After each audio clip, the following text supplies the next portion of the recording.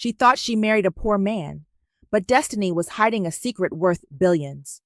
When love chooses the heart over riches, fate reveals the greatest twist of all. Welcome to African Tales by Sanen, a place where every story is filled with suspense, emotion, and powerful life lessons.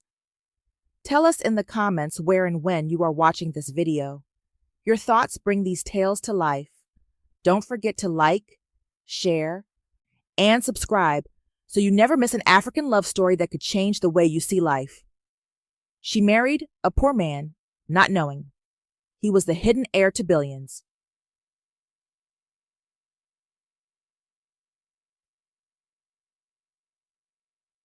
In the heart of Africa, surrounded by wide fields and simple huts, lay a small village where dreams were shaped not by kindness, but by wealth. It was a place where every mother prayed that her daughter might marry a rich man, a millionaire, perhaps even a billionaire. To the villagers, poverty was shame and riches were pride.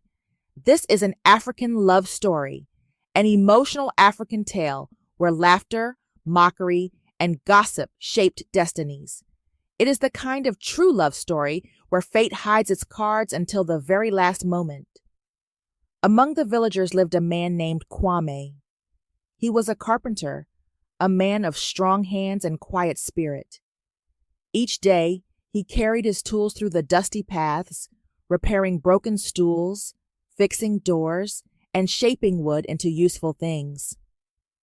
But despite his skill, despite his dignity, he carried one label alone: poor. To the people of the village, poverty erased everything else. They did not see his honesty. They did not see his patience. They saw only that he was not rich. He was not a millionaire. He was not a billionaire. And in their eyes, that meant he was nothing. When Kwame walked past groups of young women, their laughter rose like cruel music. "Look, here he comes again," one girl whispered loudly enough for him to hear. Another added mockingly, "Kwame the carpenter, do you think any girl will marry you? You can barely feed yourself, let alone a wife." A third girl laughed and shouted, "We are waiting for millionaires, Kwame. We are waiting for billionaires to take us away from this poverty.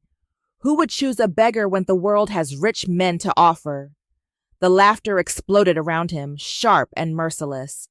Children joined in, copying the older girls, clapping their hands and chanting his name as if it were a joke. Kwame lowered his eyes. His silence was his shield. He did not defend himself, nor did he curse them. Instead, he walked on Zorphon, carrying his tools as though they were the only friends he had. But someone else was watching. Her name was Amahle, the beautiful one. And indeed, she was beautiful. Her dark skin glowing like the evening sun, her eyes deep with thought, her heart softer than most. Unlike the other girls, Amahle did not laugh at Kwame. She did not join their cruelty. Instead, she felt her chest tighten with sorrow every time she heard their words. Inside, she thought, why do they mock him? Has he stolen from them? Has he harmed anyone? He works with his hands. He lives with honesty.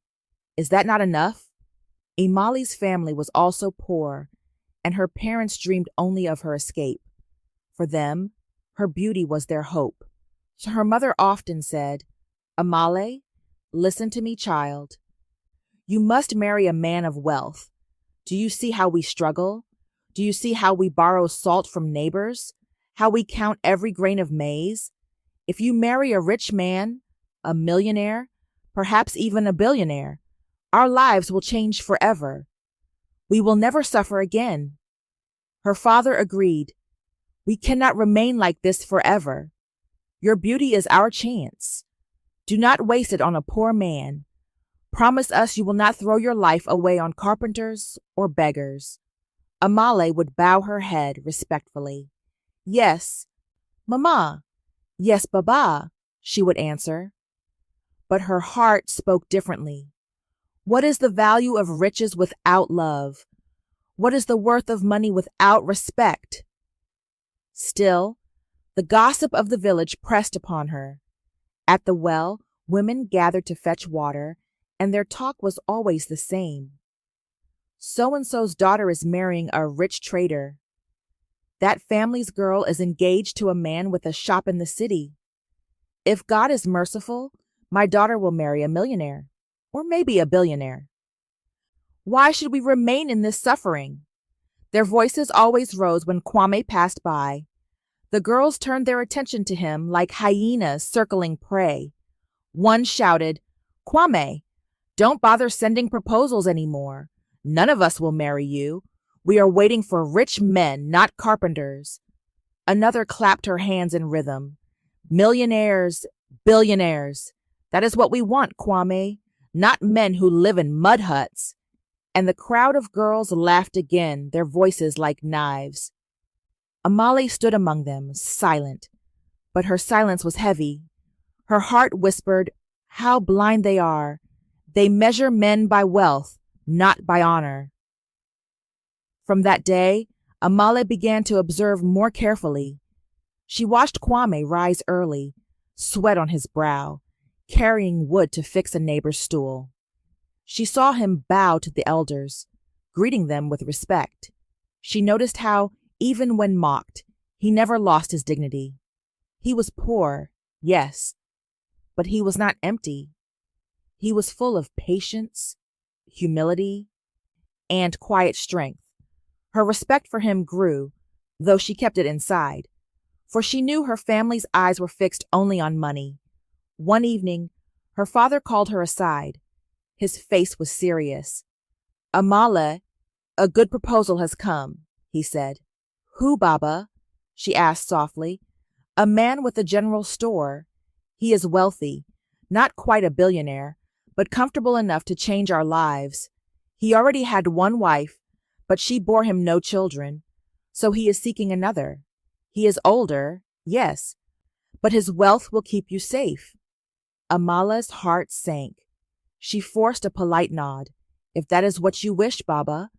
Her mother clapped her hands in delight. "Oh, my daughter, this is the answer to our prayers.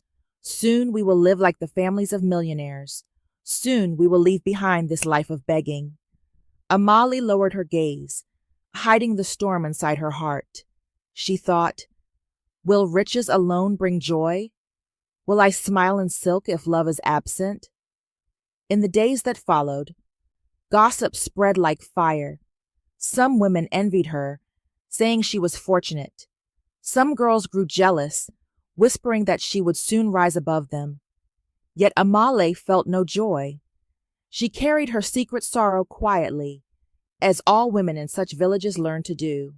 Still, life in the village continued its rhythm of laughter, gossip, and cruelty, and Kwame remained their favorite target. One afternoon, when Kwame came to repair benches at the village school, the same girls surrounded him again. "Kwame the carpenter!" one shouted. "You think fixing benches will make you worthy of us?" Another girl snatched his hammer and tossed it aside. "This is your life, serving others. You will never be a rich man." A third pushed him lightly, causing his tools to scatter. "Look at you. Do you think we will leave our dreams of millionaires and billionaires to marry you?" Their laughter grew louder, but this time Amahle could not remain silent. She stepped forward, her voice firm. "Enough! Have none of you been taught respect? Do you not know that every man's work is honorable? Shame on you for mocking him. Shame on you for laughing at the poor." The girls froze for a moment, shocked at her boldness. Then one sneered, "Oh, Amahle, if you care so much for this beggar, why don't you marry him yourself?" The others laughed louder than before, clapping their hands and circling her with taunts. "Yes, Amahle, you marry the carpenter if you love him so much.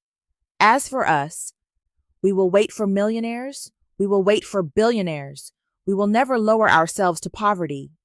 Kwame looked up, his eyes wide with surprise. Amahle turned to him, offering his hammer back with dignity. "Do not be ashamed," she said quietly. "It is they who should be ashamed." Kwame's lips trembled as he whispered, "Thank you, Amahle, but do not apologize for them. You have done no wrong." And in that moment, Amahle's heart knew this was not an ordinary man. He was poor, yes, but his soul was richer than gold.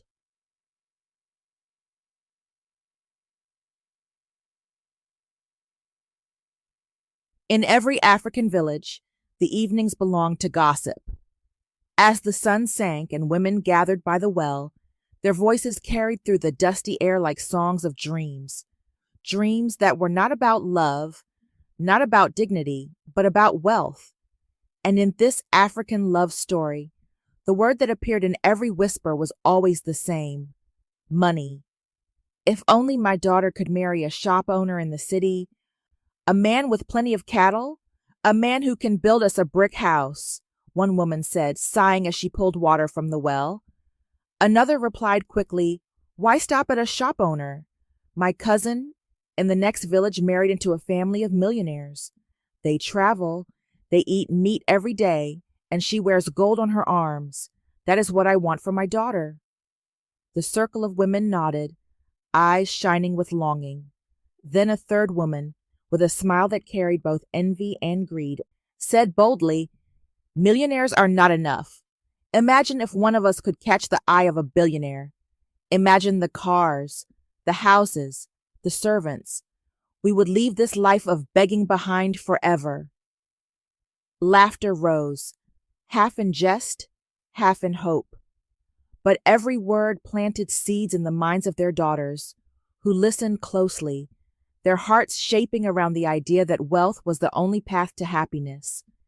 And among those daughters was Amahle. Amahle sat quietly as the other girls chattered.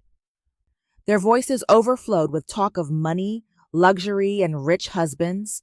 Some dreamed of shopkeepers, others of traders, but most of them spoke only of millionaires and billionaires, as if love itself were measured by gold. One girl, named Zinle, leaned close to Amahle and whispered, "Your mother must be searching for you too. With your beauty, Amahle, you should not settle for less than a millionaire. Perhaps even a billionaire will notice you one day." Amahle forced a polite smile, but her heart was restless.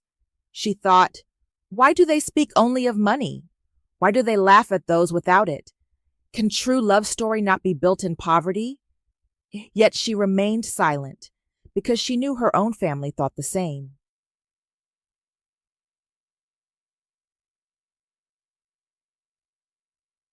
That evening, at home, Amahle's mother sat beside her father, eyes glowing with excitement. "My husband," she said, "a wealthy proposal has come for our daughter. The man who owns the general store has spoken. He has land, he has cattle, he has more coins than any of us could count." Her father nodded proudly.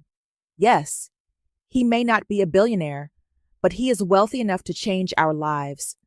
Amahle will never suffer again." Amahle listened quietly. Her mother turned to her. "Child, this is what we prayed for. No more hunger, no more shame. You will wear fine clothes. People will respect you. Say yes, Amahle. This is the dream every girl here has, to escape poverty by marrying into wealth." Amahle lowered her gaze. "But Mama," she whispered, "does wealth always bring happiness? What if he does not love me? What if he does not respect me?" Her father frowned. "Respect? Love? Those things do not feed you, my daughter. Only money feeds you. Only money builds houses. Only millionaires and billionaires can lift you from the dust." Her mother added sharply, "Do not speak like a fool. Would you rather marry a poor carpenter like Kwame? Would you throw away your beauty on a beggar?" Amahle's heart stung at the mention of Kwame's name. She said nothing, but in her silence, her thoughts shouted, "Kwame may be poor, but he is kind. Kwame may have no riches, but he carries dignity. Why is that not enough?"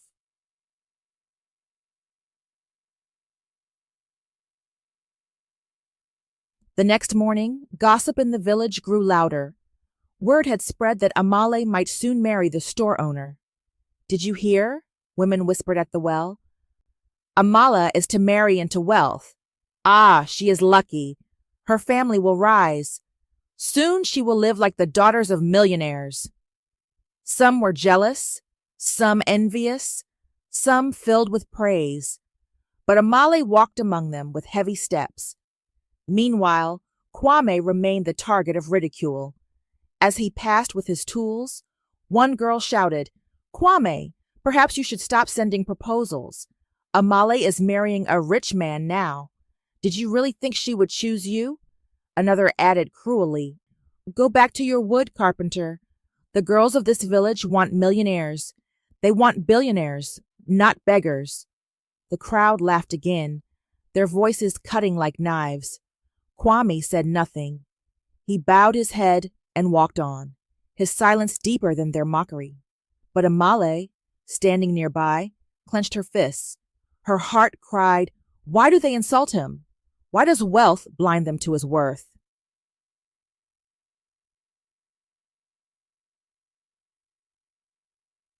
That night, Amahle's parents spoke again. "Amahle, listen carefully," her father said. "We have suffered for too long. This marriage is not only for you, it is for us all. Do not throw it away." Her mother added, "Think of your brothers. Think of your sisters. If you marry a millionaire, perhaps even one day a billionaire, your family will live in comfort. Do not disappoint us." Amahle replied softly, "But Mama, Baba, what if I do not find joy in his house? What if wealth is given to me, but love is denied?" Her father's voice grew stern. "Then you must learn to live with respect for money. Better to cry in a mansion than laugh in a hut." Her mother nodded firmly. "Your duty is to your family, not to your heart. Remember that." Amahle bit her lip, her eyes burning with tears she refused to shed. She thought, in every African tale, families dream of riches, but who dreams of love? Who dreams of respect?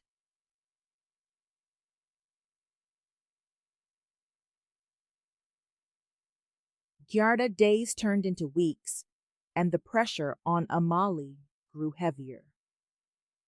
The girls of the village teased her mercilessly. "So, Amahle," one said with a jealous smile, "soon you will live like a queen. Perhaps you will forget us when you marry your rich man." Another laughed.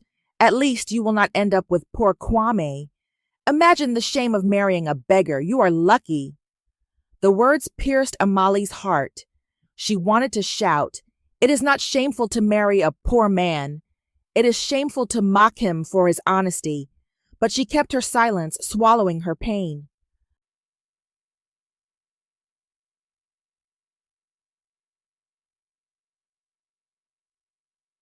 One afternoon, when Kwame came to repair a broken door at the school, the girls mocked him again. "Kwame, is this your life? Fixing doors for coins? Do you think any girl would leave dreams of millionaires for you?" Another threw his tools aside, laughing. "You are not worthy even to carry water for us, let alone marry us." Kwame bent quietly, gathering his tools without complaint. Amahle could not bear it any longer. She stepped forward and said loudly, "Enough! Shame on you! Is this what you were taught? To insult a man for his poverty? You laugh at him, but he has done no wrong. Respect is not bought with riches. Respect comes from the heart." The girls stared in shock.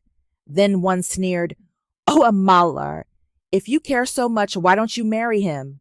As for us, we will wait for millionaires. We will wait for billionaires." The others laughed harder, pointing at her, mocking her courage. Kwame lifted his head, eyes filled with quiet gratitude. He whispered softly to her, "Thank you, Amahle, but do not waste your breath on them. You have done nothing wrong." Amahle met his gaze and replied, "You deserve respect, Kwame. Never forget that." And though her words were simple, her heart spoke louder. Perhaps true love lives in poverty, while false love hides in mansions.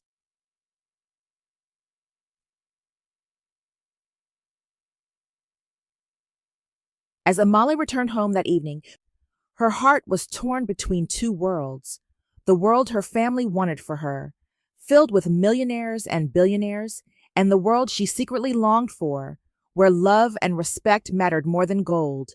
And so, in this African storytelling, in this emotional African tale, the stage was set for a poor man, rich man twist that no one in the village could have imagined.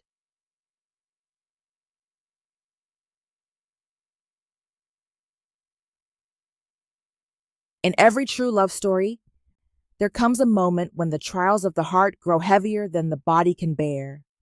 In this African love story, Kwame, the poor carpenter, faced humiliation after humiliation, yet he remained silent, choosing dignity over anger. And it was in these moments that Amahle's heart began to see him differently, even while the rest of the village laughed. As days passed, the village seemed to grow crueler. Every evening, the girls gathered near the well or outside the school, and their laughter echoed through the air whenever Kwame walked by. The words millionaire and billionaire left their lips more often than prayers, and they used those words as weapons against him. "Kwame," one girl shouted loudly, "do not look at us anymore. You will never be a husband for any of us. We are waiting for rich men. We are waiting for millionaires. We are waiting for billionaires." Another added mockingly, "Even if you had all the wood in the world, you could not build yourself a wife." The crowd erupted in laughter. Kwame kept walking, his eyes fixed on the ground, his silence louder than their insults. He had learned long ago that answering cruelty with words only gave it strength. But though he kept silent, his heart was not made of stone. Each word pierced him like a thorn, and each laugh was a reminder of how alone he was. One day, Kwame was called to the village school to repair broken benches. The wooden seats had cracked, and the teacher asked him to fix them so the children could sit comfortably. Kwame arrived with his tools, his hammer and nails in a worn cloth bag. He greeted the teacher with respect and began his work, bending low as he hammered and shaped the wood. It did not take long for the village girls to gather. They leaned against the walls, whispering and laughing. "Look at him," one said, "a servant of wood. Is this the life of a man?" Another bent down and picked up a piece of wood he had cut, waving it in his face. "Kwame, is this your gift to a wife? A broken plank?" The crowd laughed again, their voices echoing against the school walls. Kwame continued working, refusing to lift his head. His hammer struck rhythmically, each sound a small act of resistance against their mockery. But the girls were not satisfied. They wanted to break him. One girl stepped forward, snatched his hammer, and tossed it to the ground. "You are not even worthy to hold a tool. Do you think a girl who dreams of millionaires and billionaires would lower herself to you?" Another kicked over his box of nails, scattering them across the dusty floor. "Beggar!" she shouted. "You should sweep floors, not build benches." Kwame bent to gather his nails, his hands trembling but his lips sealed. Then, with a cruel push, one of them shoved him hard. He stumbled, fell to his knees, and his tools spilled again. Laughter erupted louder than before, filling the school like a cruel storm. Amahle was there that day. She had come to help the teacher carry water, but when she saw what was happening, her heart burned with anger. She stepped forward, her voice sharp and clear. "Enough! Have you no shame? You insult him because he is poor, but he has done no wrong to any of you. He works with his hands. He earns his bread with honesty. Can any of you say the same?" The girls froze for a moment, surprised by her boldness. Then one sneered, "Oh, Amahle, if you care so much for this carpenter, why don't you marry him yourself?" The others clapped and jeered. "Yes, Amahle, marry him if you love him so much. As for us, we will wait for millionaires. We will wait for billionaires. We will never waste ourselves on a beggar." Kwame lifted his head, his eyes meeting Amahle's. For a moment, he saw in her gaze something he had not seen in anyone else: respect. Amahle bent to pick up his hammer, placing it back into his hands. "Do not be ashamed, Kwame," she said softly but firmly. "It is they who should be ashamed. You deserve respect no matter what they say." Kwame's lips trembled. He whispered, "Thank you, Amahle. But do not apologize for them. You have done no wrong." Amahle straightened and faced the crowd. "One day, you will see that mocking a man for his poverty is not pride. It is ignorance. Remember my words." The girls laughed again, but their laughter now carried a touch of unease. For in Amahle's voice was a truth they could not deny. That night, Amahle could not sleep. She thought of Kwame's silence, his bowed head, his trembling hands gathering the nails. She thought of the way he accepted humiliation without bitterness. Her mind returned to her parents' words: "Marry a rich man. Marry a millionaire. Marry a billionaire." And then she thought of Kwame's words: "You have done no wrong." Her heart whispered, perhaps love lives not in mansions, but in humility. Perhaps true love story is not found in wealth, but in respect. The next day, Amahle's mother approached her with excitement. "Daughter, the store owner's family has asked for an answer. They want to fix a date for the marriage. This is your chance to rise. Soon you will live like the families of millionaires." Amahle hesitated. "Mama, is money everything? What of love? What of respect?" Her mother frowned. "Do not speak foolishly. Love does not feed you. Respect does not clothe you. Money does, and only the rich can give it." Her father added sternly, "Do not shame us, Amahle. Think of your brothers. Think of your sisters. If you marry into wealth, our whole family will rise. If you marry a beggar, our family will fall deeper into shame. Which will you choose?" Amahle bowed her head, tears burning her eyes. She whispered, "Yes, Baba." But inside, her heart screamed, "I would rather live poor with respect than rich without love." Meanwhile, the girls of the village did not stop. They mocked Kwame wherever he went. "Kwame, what do you walk with your head down? Are you ashamed of your poverty? Beggar, even Amahle will marry into wealth, and you will remain alone forever. We will marry millionaires. We will marry billionaires. And you, who will you marry, carpenter? A piece of wood?" The laughter rang out again, cruel and endless. Kwame said nothing, but Amahle, watching from afar, felt her heart break a little more each day. That night, Amahle prayed silently. "O Creator, give me strength. Everyone dreams of millionaires and billionaires, but my heart dreams of something else. My heart dreams of a man who respects me, who loves me, who honors me. Am I wrong to think this way?" And in the silence of the night, her heart answered, "Love is wealth, respect is treasure, and poverty with dignity is better than riches without love."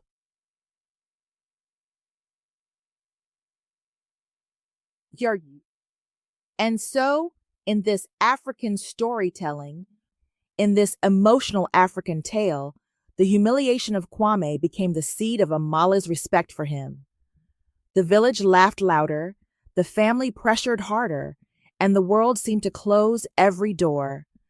But destiny was already writing a different ending, one that no one could see.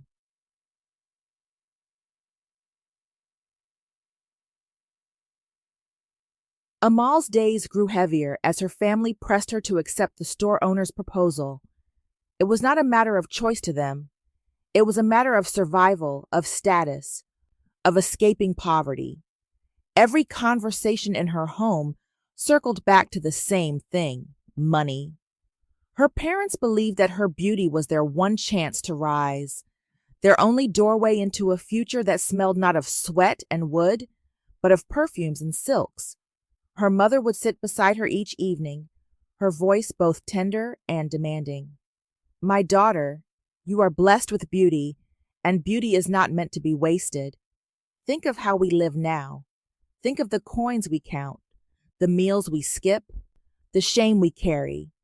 If you marry into wealth, this life will end. You will become the wife of a man with land, with cattle, with a store that brings coins each day. Do not turn away from this blessing. Amahle would bow her head, her lips pressed together, her heart screaming silently inside her. She did not want to disrespect her mother, but she could not silence the truth that lived in her chest. Her truth was simple. She did not want riches without love. She did not want comfort without respect. She longed for a true love story, an emotional African tale of dignity, not a transaction. But in her family's eyes, her dreams were foolish, almost childish. Her father was more direct. He would speak in a tone that left no room for argument. Amahle, this is not only for you. This is for all of us. We are poor, and the whole village sees it. If you marry a rich man, a millionaire, perhaps even a billionaire someday, our family will no longer be mocked. We will have honor. We will have respect. You cannot think only of yourself. Think of your brothers. Think of your sisters. Think of us. Amahle would nod silently, though her heart rejected every word. What her father called honor was only a mask painted by wealth. True respect, she believed, came from the heart, not from gold. Yet she kept this thought hidden, for to speak it aloud would only bring anger. In the village, whispers grew louder. Women spoke of her good fortune, and girls looked at her with envy. Amahle will soon live like the families of millionaires, some said. Her beauty has opened the door to riches. Others muttered with jealousy, their eyes sharp with bitterness. She is lucky, but luck does not last forever. Amahle felt none of the joy they described. She carried her sorrow like a secret weight. Every compliment felt like a chain, every praise a reminder that her life was being sold to the highest bidder. Meanwhile, Kwame continued to live under the shadow of ridicule. Each time he walked through the village, insults followed him like dust in the wind. Kwame, have you not heard? Amahle will marry a rich man. Did you really think you could win her? One girl shouted. Another added with laughter. She will marry millionaires, maybe even billionaires, and you will remain alone, carving wood until you die. Their laughter rang out cruelly, filling the air with mockery. Kwame did not answer. His silence was not weakness, it was endurance. But Amahle, watching from a distance, felt her heart twist with pain. She wanted to shout at them, to silence their laughter, to tell them that riches did not define a man, but she could not yet. At night, Amahle's mother would light a small lamp and begin to plan her future aloud. We will no longer be ashamed, she said with a smile. When you marry him, Amahle, you will wear fine clothes. You will eat meat every day. You will walk through this village and they will envy you. We will be lifted up with you. This is what it means to marry wisely. Amahle would sit quietly, listening to words that pierced her deeper than any insult. To her mother, this was wisdom. To Amahle, it was a cage. One evening, when her parents pressed her again for an answer, she tried to speak her heart. Mama, Baba, what if I am not happy in his house? What if his wealth cannot fill the emptiness in my heart? What if he does not respect me? Her father's eyes hardened. Respect does not build houses. Love does not fill your stomach. Only money does. Better to cry in a mansion than laugh in a hut. Her mother added, Do not be foolish, Amahle. Your duty is to us, to your family. This is not about what you want. This is about what we need. Remember that. Amahle lowered her eyes, her tears hidden by the shadows. She whispered, Yes, Baba. But inside her heart burned with defiance. The next morning, as Amahle walked to fetch water, the girls gathered around her. Their voices were sharp with envy. Amahle, you are lucky. Soon you will be the wife of a rich man. Soon you will live in comfort.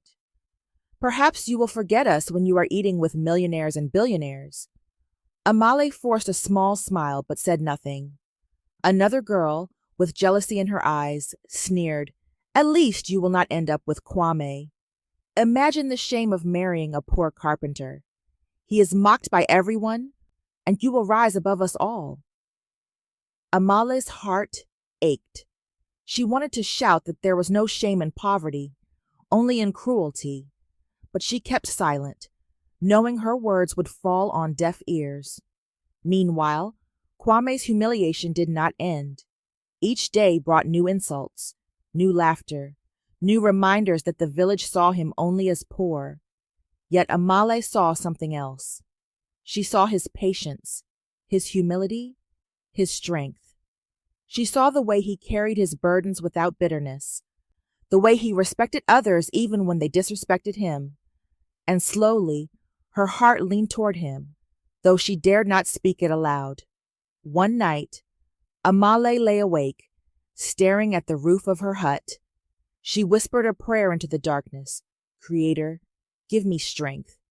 Everyone around me dreams of millionaires and billionaires, but my heart dreams of something else. My heart dreams of love, of respect, of kindness. Am I wrong to think this way? Am I wrong to believe that a poor man, rich man twist can hold more happiness than a life built only on gold?" In the silence of the night, she felt her answer rise within her. Love is wealth. Respect is treasure. Poverty with dignity is better than riches without love. Her struggle grew heavier. Each day, her family tightened the ropes. Each night, her heart pulled in the opposite direction. The village saw her as lucky, but she felt cursed. Her beauty had become her burden.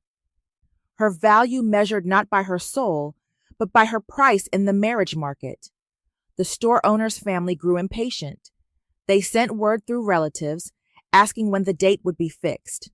Amahle's parents grew more restless, reminding her daily that time was running short. "Do not delay, Amahle," her mother said. "Opportunities like this do not come twice.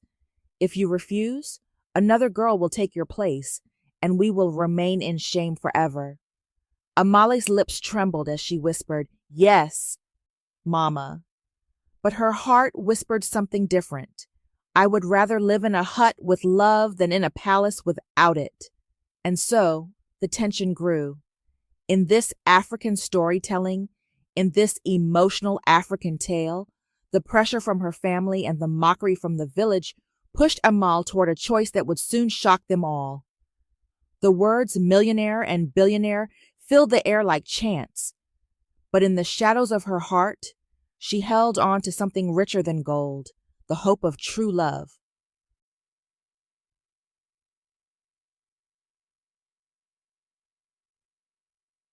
In every African love story, there comes a turning point where cruelty grows sharper than before, where jealousy twists into lies, and where the innocent are made to suffer for the pride of others. For Kwame, the poor carpenter, this turning point arrived not with whispers, but with a conspiracy that would shake the whole village.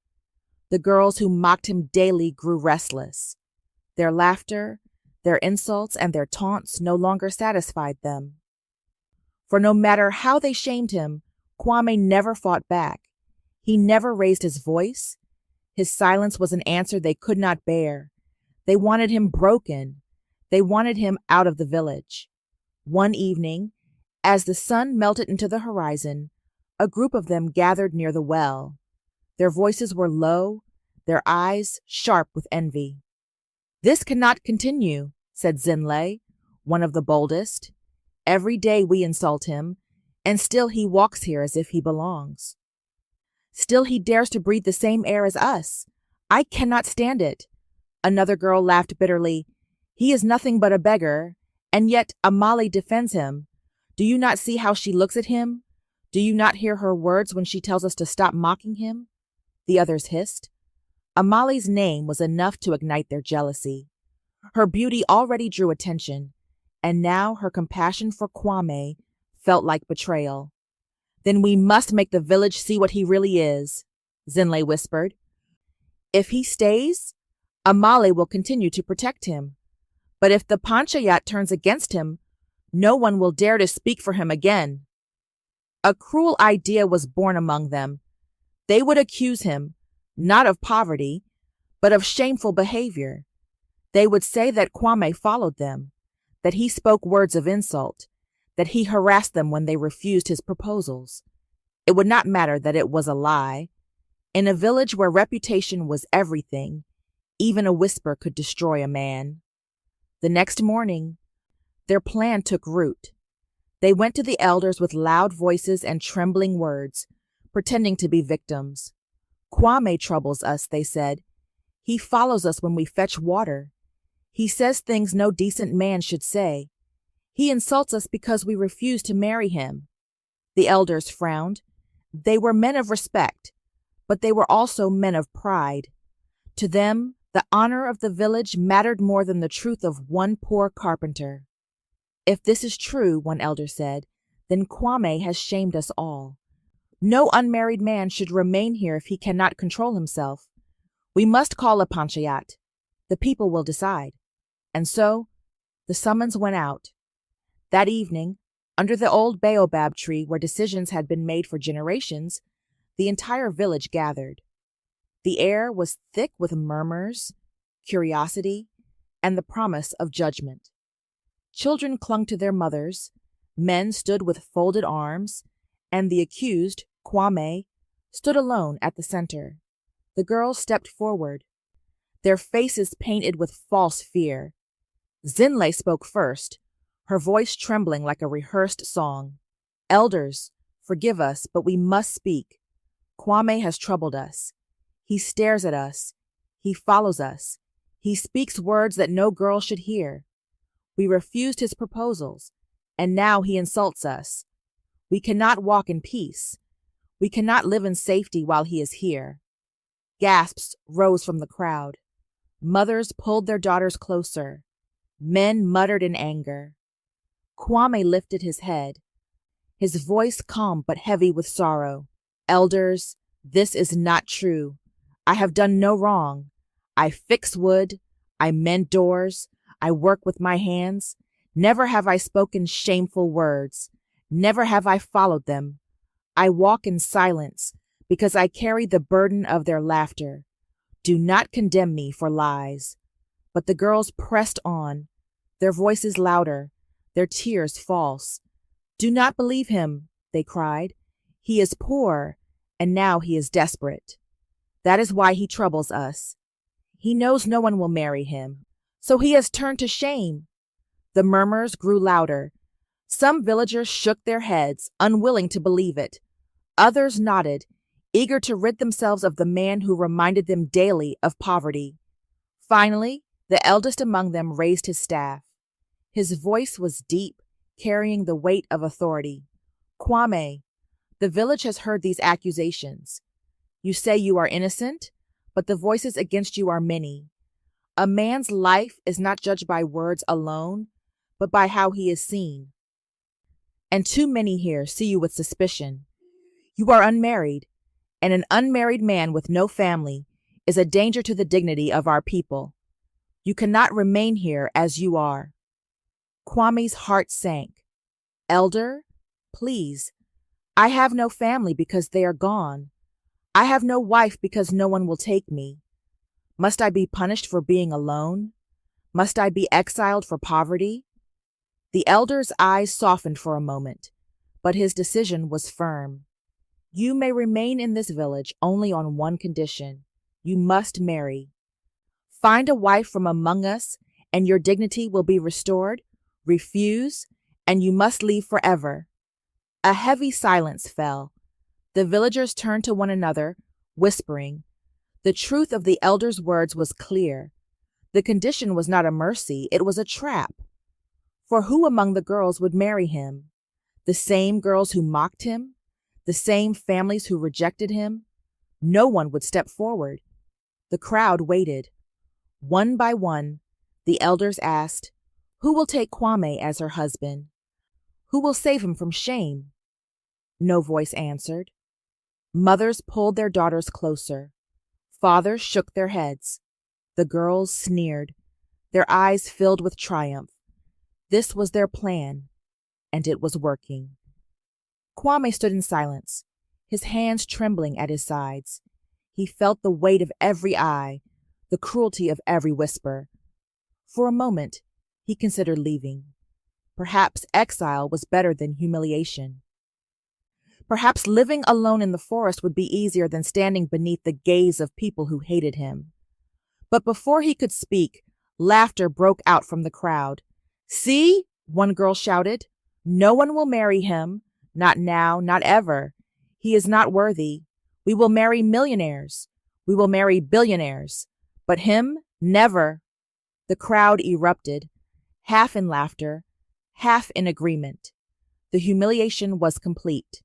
But in that moment, something stirred in the heart of Amahle. She had watched silently, her heart pounding, her soul burning with anger. She had seen the lies, the cruelty, the injustice, and though fear gripped her, something stronger pushed her forward. She stepped into the circle, her voice rising clear and firm. "I will marry him." The crowd froze. Silence fell like a heavy stone. Every eye turned to her. Her parents gasped. "Amahle, no," her mother cried. "Do not shame us." The girls stared in disbelief, their mouths open. "You? You would marry this beggar? You, who could marry into wealth, into millions, into billions?" Amahle's voice did not tremble. "Yes, I will marry him, because I know him. He has never harmed anyone. He has never spoken shame. He works with dignity. He carries poverty with honor. And I will not let him be cast out for lies." Kwame's eyes filled with tears. He whispered, "Amahle, why would you do this for me?" She turned to him, and her face calm but strong. "Because you deserve respect. Because love is not about riches. Because true wealth is not counted in gold, but in character." The elders exchanged glances. The eldest raised his staff again. "So be it. If Amahle chooses him, then the condition is fulfilled. They shall be married, and Kwame shall remain." The crowd erupted again, but this time in chaos. Some shouted in disbelief, others mocked Amahle, while a few admired her courage. Her parents pulled at her arms, begging her to reconsider. "Do not do this, Amahle. You will ruin your life. You will ruin us all. You could have lived with millionaires, perhaps even billionaires. And now you choose a beggar?" Amahle's voice was steady, her tears hidden behind determination. "I would rather live in a hut with love than in a mansion without it. I have chosen, and I will not turn back." And so, before the whole village, a decision was made that would change everything. The conspiracy meant to destroy Kwame had failed, but in its failure, it created something more powerful than anyone could have imagined. A bond of love, forged not in wealth, but in courage.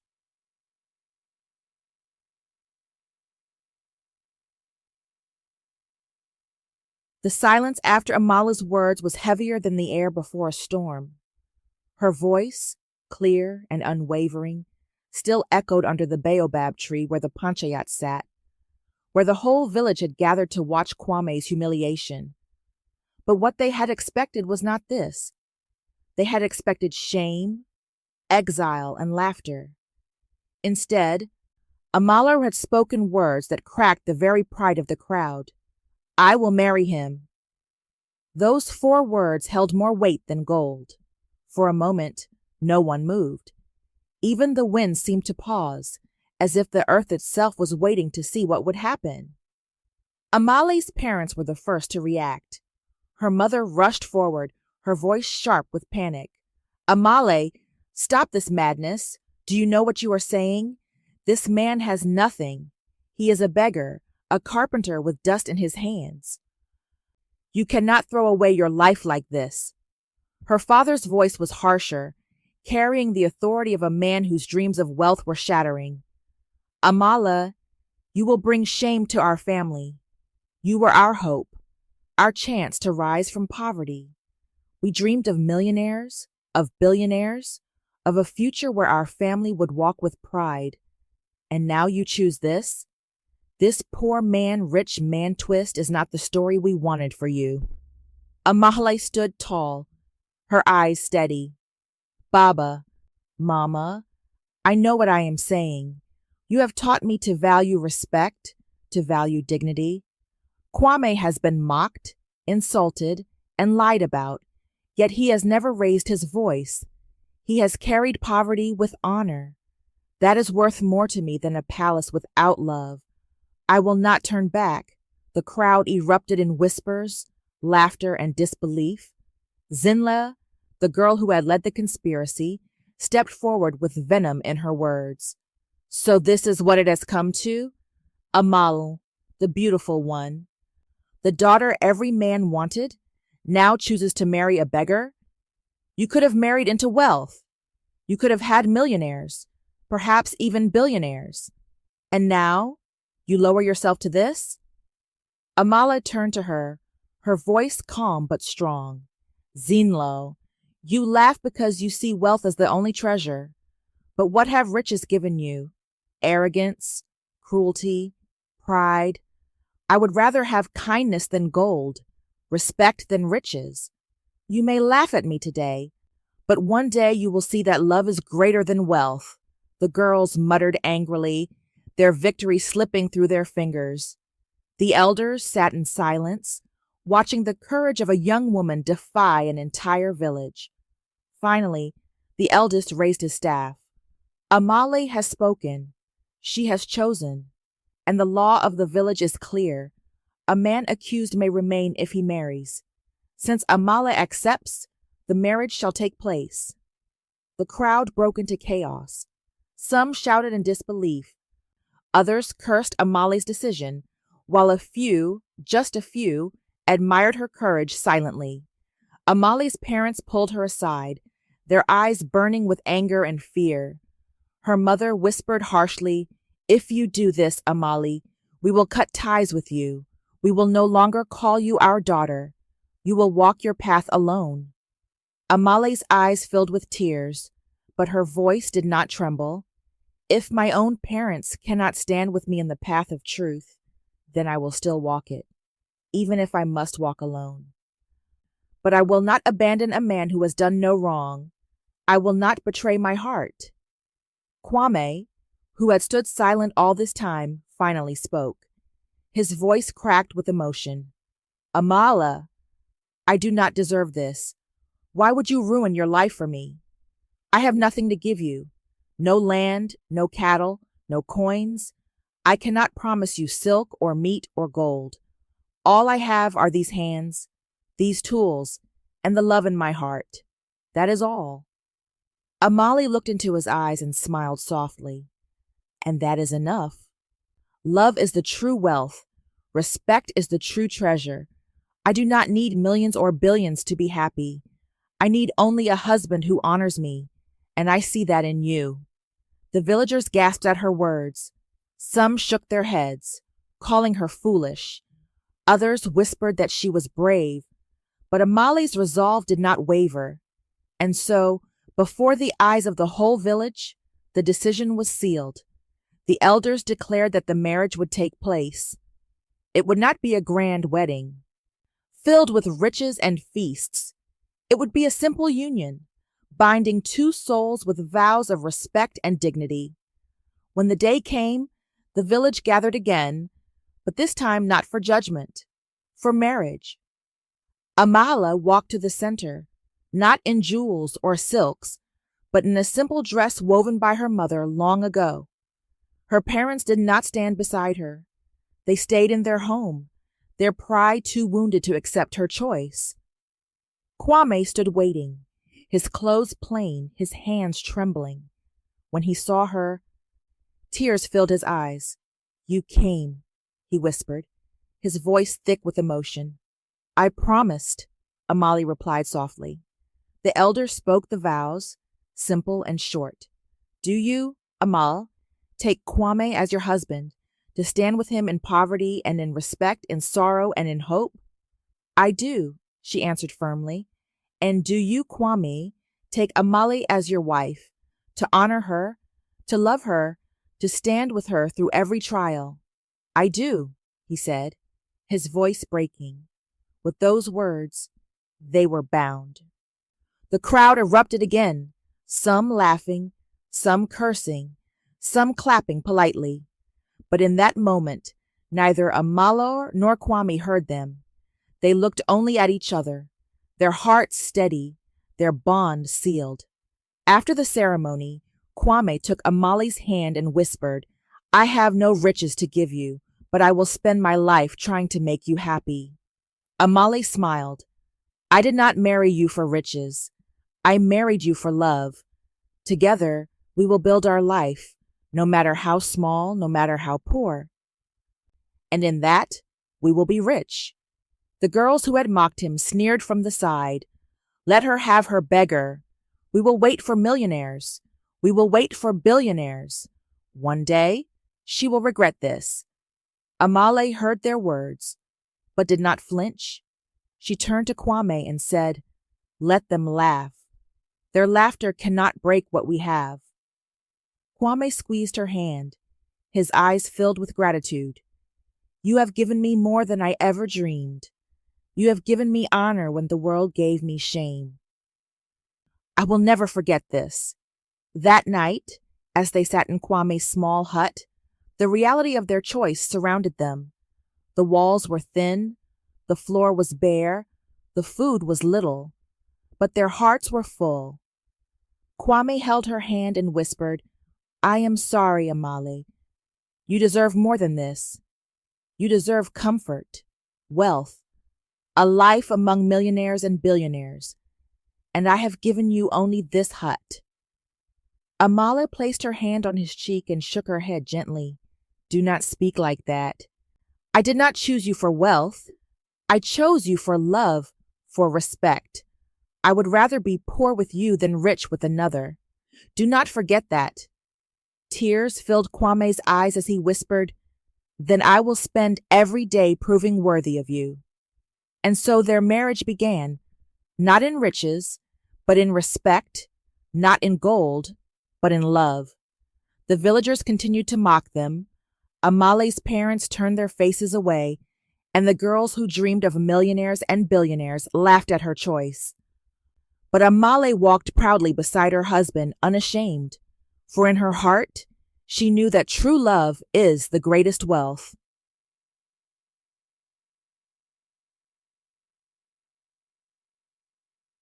The first weeks of Amahle and Kwame's marriage were filled with whispers, laughter, and mocking glances. Wherever they walked together, the people of the village made sure to remind them of the choice Amahle had made. Look, one girl said, pointing as the couple passed, there goes Amahle, who could have lived like a queen with a millionaire, but instead chose a beggar. Another laughed loudly.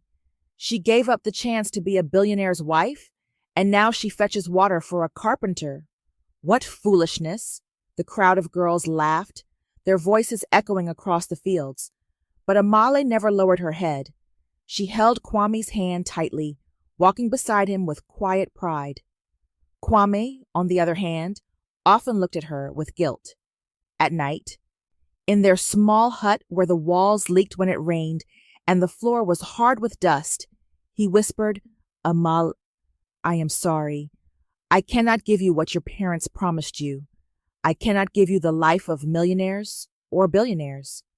I can only give you this, my love, my respect, and the work of my hands. Amahle would smile gently, her voice soft but firm. And that is enough, Kwame.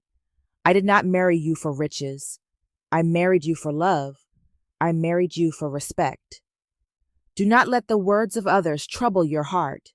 We are richer than they know, for we have what they do not, true love.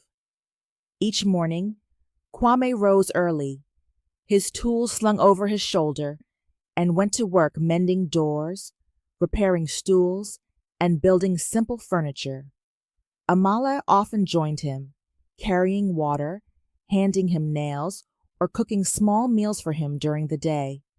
Together they worked, together they laughed, and together they endured. The villagers never stopped mocking. One afternoon, as Amahle walked with a basket of maize on her head, a group of women sneered. "Ah, Amahle, how the mighty have fallen! Once your family boasted that you would marry into riches, into millions, into billions. And now look at you, married to a carpenter, carrying maize like a servant." Amahle paused, her eyes steady. "Better to carry maize with love than jewels with sorrow," she replied. The women clicked their tongues and turned away, but her words struck deep. Kwame, hearing of the insults later, asked softly, "Do you regret your choice, Amahle? Do you ever wish you had chosen wealth instead of me?" Amahle placed her hand over his. "Never. I chose you because you honor me, because you respect me, because you love me. That is the true treasure of an African love story. That is the wealth of a true love story. Do not ask me again, Kwame, for my answer will never change." And in those moments, Kwame felt richer than any millionaire or billionaire could ever be.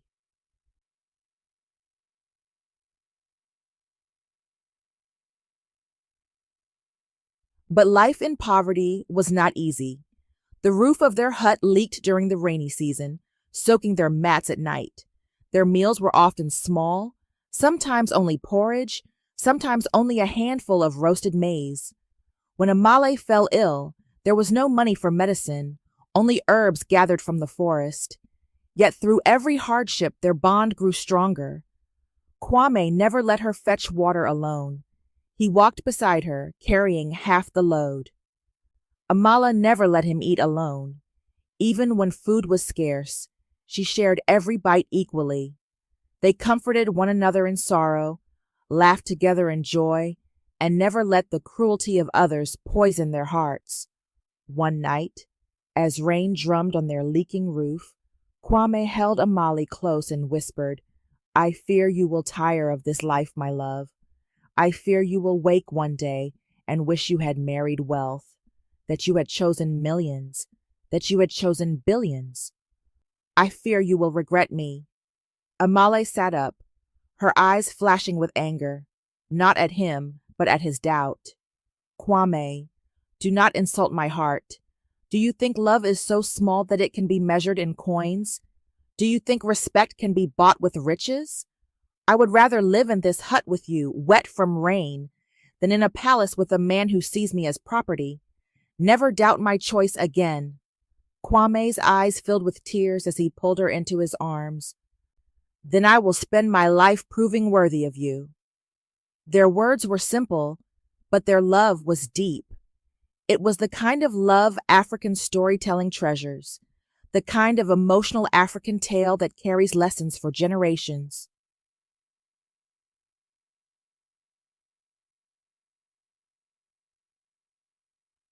Still, the village would not let them live in peace. When they worked in the fields, people whispered, "Look at them, poor and proud." When Amahle smiled at her husband, others sneered, "She smiles at a beggar as if he were a millionaire." When Kwame carried her basket, they mocked, "Perhaps he dreams he is a billionaire carrying gold." Every word was meant to wound, to break them. But together they endured. One day, as they returned from the fields, Amahle's father approached.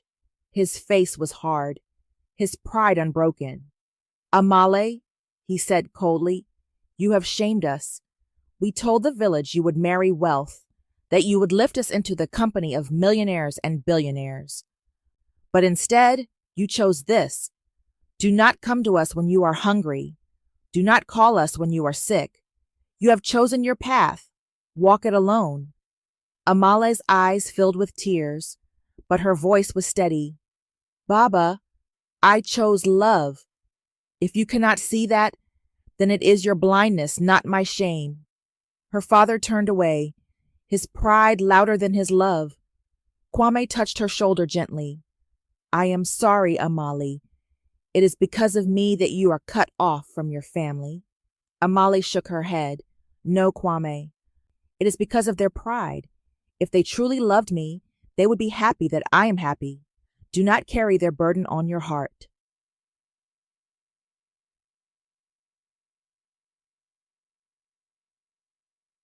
Seasons passed, and though their lives remained poor, their happiness never faded. They planted small crops together, harvested maize, and worked side by side. Amahle laughed at Kwame's quiet jokes, and Kwame cherished her kindness like a treasure greater than gold. Sometimes, when the moon was bright, they sat outside their hut looking at the stars. Kwame would say, Do you see the stars, Amahle? They shine like riches in the sky, but they belong to no one. They remind me of you. You shine in my life, though you belong only to my heart. Amahle would laugh softly, resting her head on his shoulder. And you are my anchor, Kwame.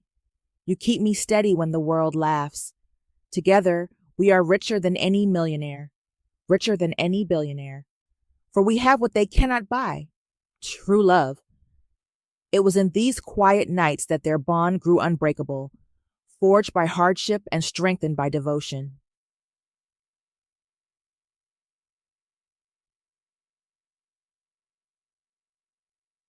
But still, whispers followed them wherever they went. Girls sneered as Amahle fetched water.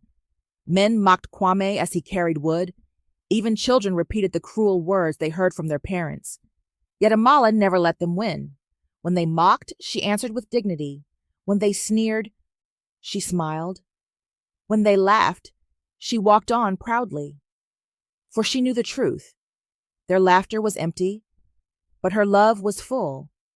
And Kwame, watching her strength, loved her all the more.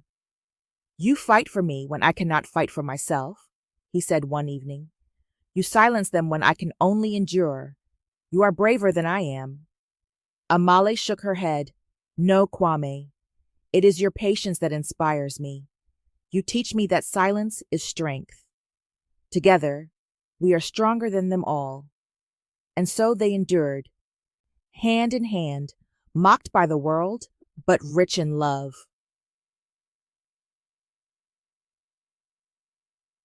Their story spread beyond the village. People from nearby settlements heard of the girl who chose a poor man over riches, who left behind dreams of millionaires and billionaires to marry a carpenter. Some admired her courage. Others mocked her foolishness. But everyone spoke of her choice, and in that, Amahle and Kwame became a lesson, an African tale whispered from one village to another. Some said, It is foolishness. Who would choose poverty when riches were at her feet? Others said, It is wisdom. For what is wealth without love? And still, Amahle and Kwame lived quietly, their love growing stronger with each passing day. For in the end, they knew what others could not see, that true love is the greatest wealth, and that a poor man, rich man twist can hold more treasure than the gold of billionaires.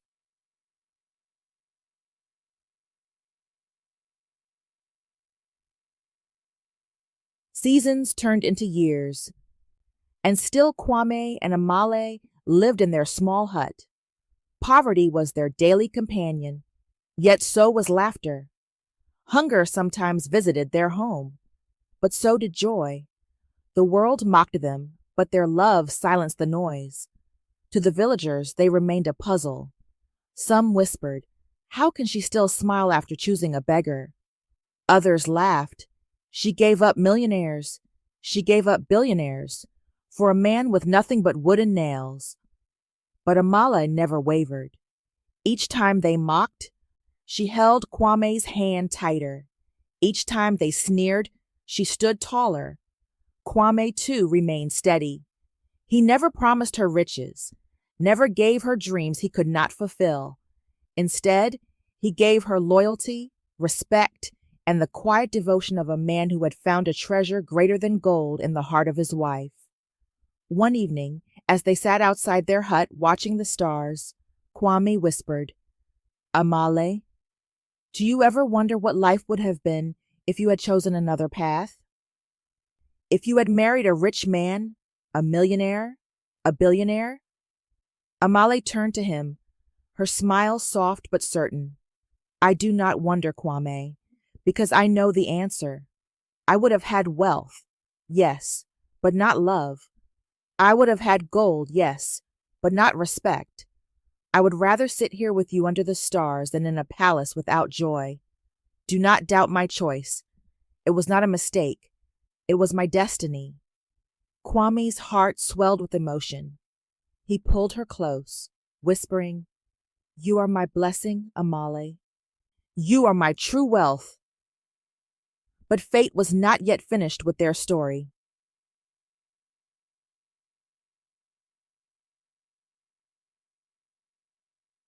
It was a quiet afternoon when the sound of engines echoed through the village.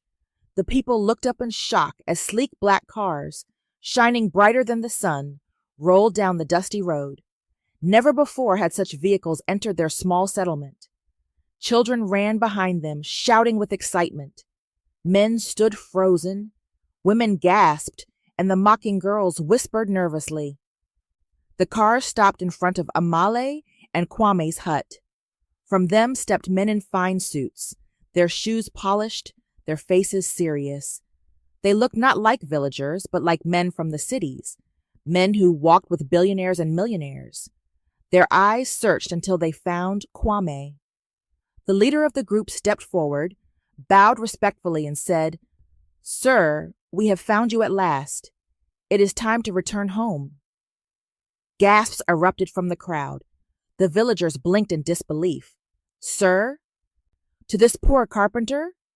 Kwame rose slowly, his eyes calm, his hand holding Amahle's tightly.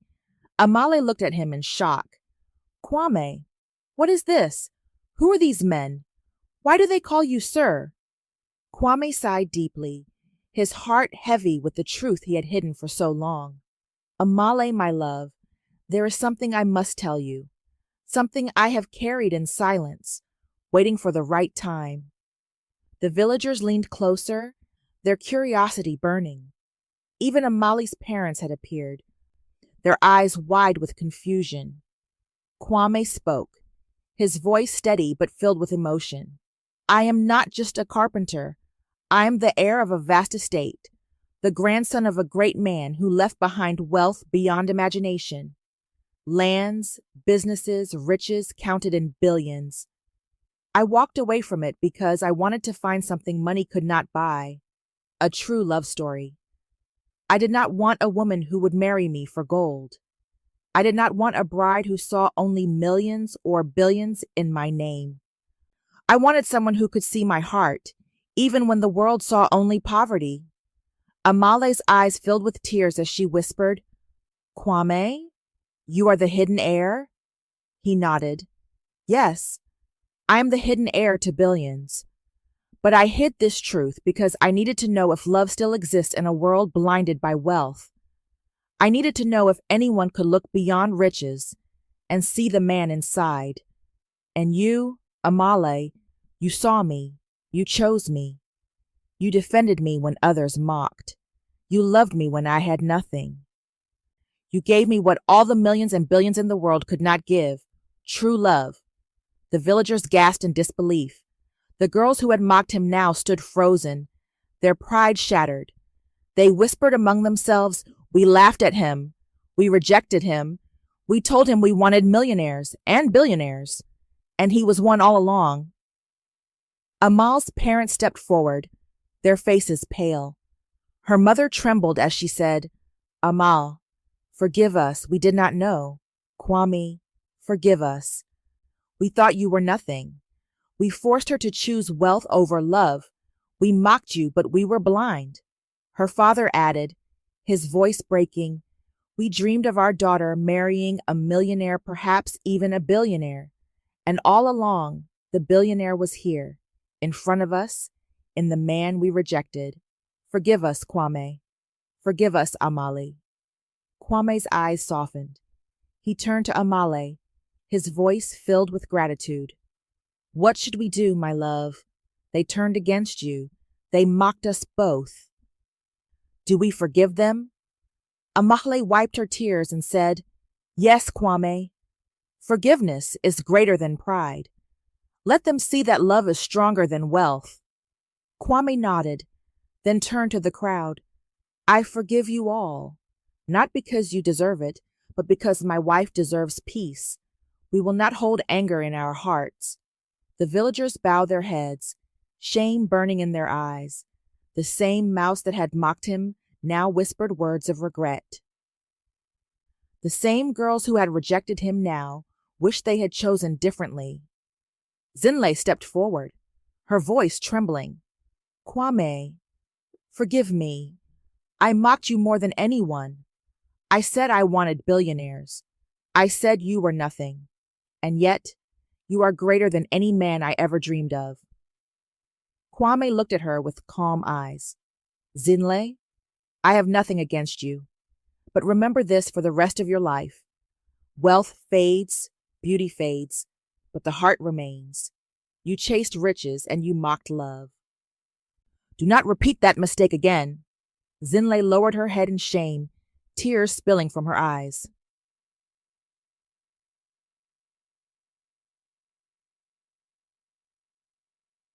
The men in suits stepped forward again. Sir, the estate awaits you. The lawyers, the businesses, the family home, all are prepared. Your grandfather's wish was that you return when you are ready. Kwame turned to Amahle, his eyes filled with love. My wife, are you ready? For this is not just my journey. It is ours. Amahle's heart swelled with pride. She smiled through her tears. I married you when you were poor, Kwame. I will walk with you now, whether in poverty or in billions. My love does not change. He kissed her forehead gently. Then let us go. Together, they entered the car, hand in hand. The villagers watched in silence as the vehicles carried them away. Some wept with regret. Others whispered prayers of forgiveness. But all knew they had witnessed something greater than wealth. They had witnessed the triumph of love over greed.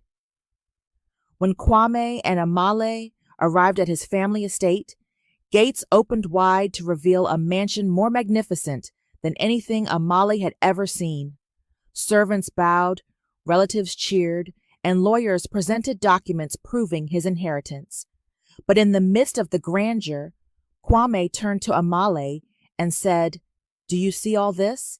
The land, the houses, the riches? They are yours as much as mine. But never forget, you chose me when none of this was before you. You are not here because of wealth. You are here because of love, and for that, you are my queen. Amahle's eyes filled with tears as she replied, And you are my heart, Kwame. Billionaire or beggar, you are my husband. That is enough for me. From that day forward, they lived not only as heirs to billions, but as witnesses to the truth that love is the greatest treasure of all. The villagers never forgot the lesson. They told and retold the tale of Amahle and Kwame, the emotional African tale of the poor man, rich man twist, the true love story that revealed a hidden heir. Mothers told their daughters, Do not chase only millionaires and billionaires. Look also for kindness, for respect, for love. Fathers told their sons, Carry your poverty with honor, for wealth is not always the measure of a man. And Amahle and Kwame, bound together by both love and destiny, proved to the world that the richest hearts are those that love without condition.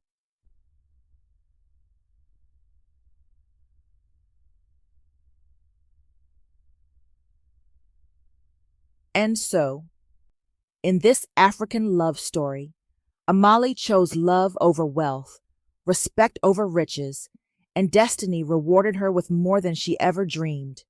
The poor man mocked by all was the hidden heir to billions, and the woman who stood by him became the queen of his heart. This emotional African tale reminds us that true wealth is not in millions or billions, but in love, respect, and loyalty. If you were moved by this true love story and want to hear more inspirational African storytelling filled with suspense, emotion, and powerful lessons, make sure you give this video a thumbs up, share it with friends, and subscribe to African Tales by Sanan. And before you go, tell us in the comments, where and when are you watching this story today? We love reading your thoughts, and your words keep these tales alive. Until next time, remember, riches fade, but true love never dies.